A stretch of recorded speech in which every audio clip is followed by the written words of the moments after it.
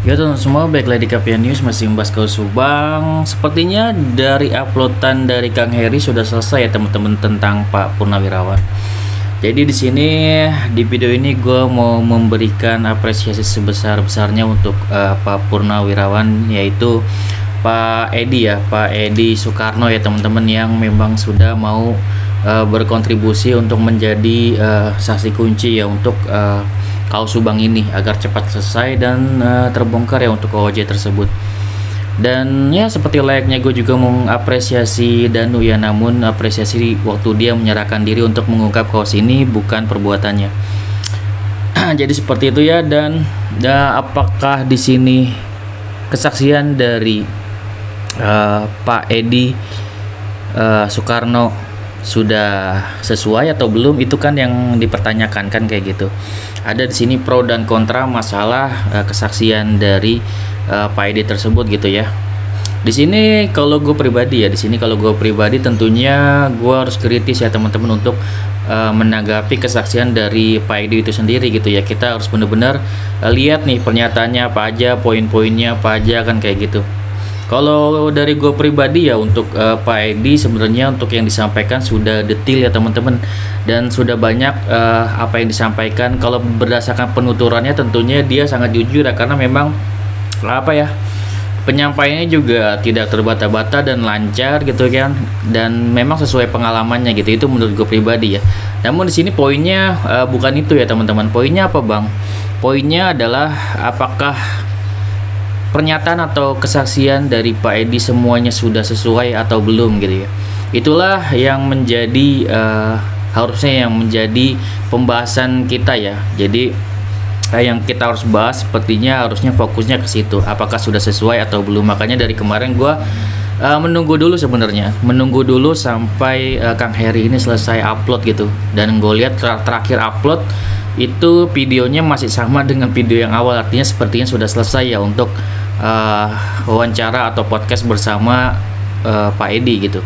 Jadi memang kalau sudah podcastnya selesai ya saatnya kita mereaction atau menilai nih kira-kira seperti apa Pak Edi selama teman-teman melihat podcastnya. Dan gue dari upload juga, gue reupload untuk dari Kang Heri ya, itu tanda support gue banget untuk apa ya, sebagai support gue untuk yang namanya Pak Edi ini gitu, untuk mengungkap kasus Subang ini.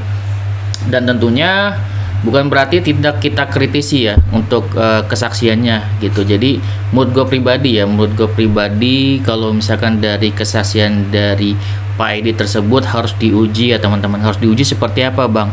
Harus diuji kesesuaiannya gitu terhadap kesaksian Danu, terhadap kesaksian Banpol. Pokoknya seperti gue bilang kemarin, untuk kesesuaiannya benar-benar harus diuji oleh Polda Jabar gitu. Karena apa tuh bang? Ya karena kan di sini kan teman-teman pasti pengen mengetahui kan, apakah dari kesaksian Pak Edi ini kuat atau enggak. Itu yang pasti gue pikirin. Apakah teman-teman mikirin itu juga gitu kan?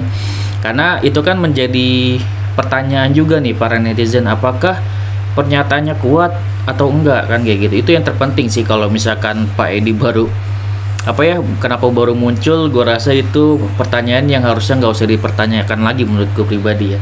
Tapi tinggal gimana ke depannya nih teman-teman, pernyataannya itu apakah sudah sesuai atau enggak, apakah kuat atau enggak nanti di persidangan kan kayak gitu. Itu menurut gue poin yang penting untuk dibahas. Jadi kalau menurut gue pribadi, kalau misalkan kesaksian dari Pak Edi tersebut sesuai dengan kesaksian Danu di BAP dan segala macamnya, terus juga sesuai dengan kesaksian Banpol, dicocokkan kan kayak gitu, itu menurut gua kuat ya. Tapi kalau misalkan tidak ada kesesuaian gitu kan ya, antara kesaksian Danu di BAP dan juga dengan Banpol, itu menjadi tidak kuat atau lemah gitu kesaksian dari Pak Edi ini. Jadi kita kalau menurut gue ya, kalau kita harus apa ya, harus realistis gitu, harus kritis ya teman-teman untuk menilai dari kesaksian Pak Edi tersebut.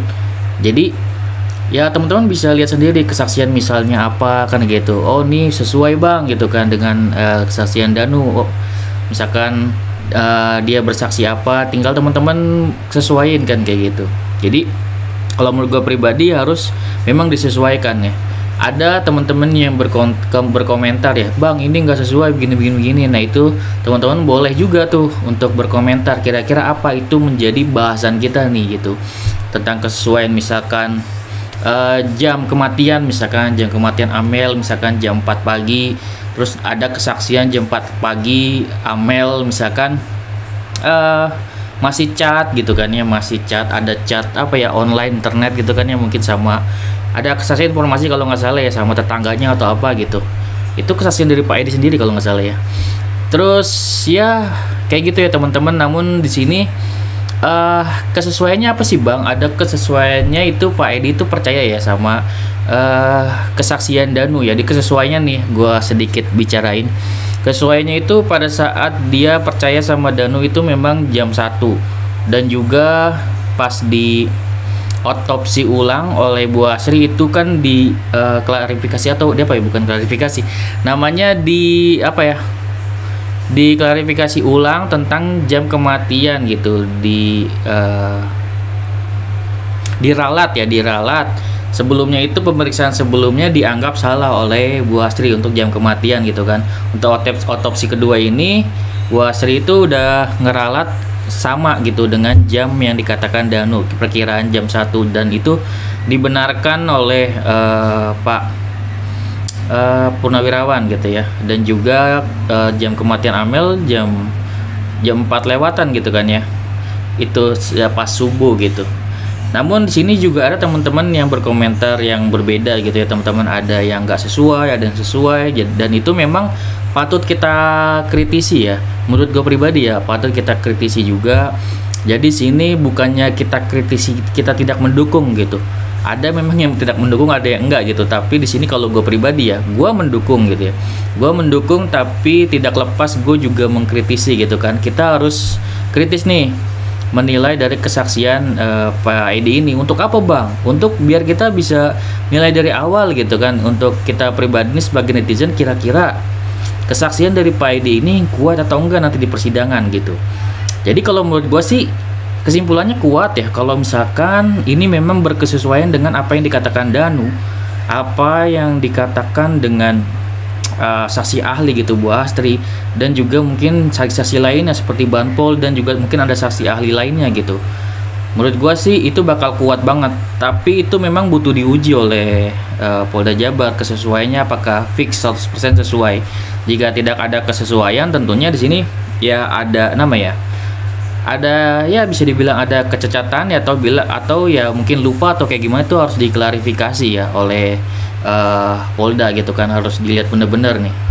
Itu menurut gue pribadi ya teman-teman. Kalau gue tidak serta-merta langsung membenarkan atau seperti apa kata-kata dari Pak Edi, tentunya harus dicek dulu, harus diuji dulu. Menurut gue seperti itu teman-teman. Gunanya untuk apa bang? Gunanya untuk kebaikan juga ya teman-teman, agar nanti kita bisa tahu seberapa kuat kesaksian dari Pak Edi ini. Menurut gue kayak gitu. Menurut gue tadi ya kesimpulannya kuat kalau misalkan sudah kesesuaian dengan Danu, saksi ahli, juga ada Banpol gitu kan, dan juga mungkin saksi-saksi lainnya, itu bakal kuat banget nanti di persidangan untuk kesaksian dari Pak Edi.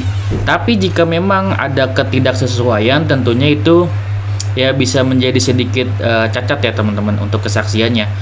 Dan tentunya di sini bisa juga menjadi celah gitu ya bagi para tersangka untuk melihat apa sih kesaksian dari Pak Edi yang tidak sesuai, pasti seperti itu ya. Makanya kita untuk hal ini bisa membahas untuk hal itu ya, untuk kita kritisi dari awal gitu. Oke, segitu ya dari gue, semoga bermanfaat ya. Wassalamualaikum warahmatullahi wabarakatuh. Next video teman.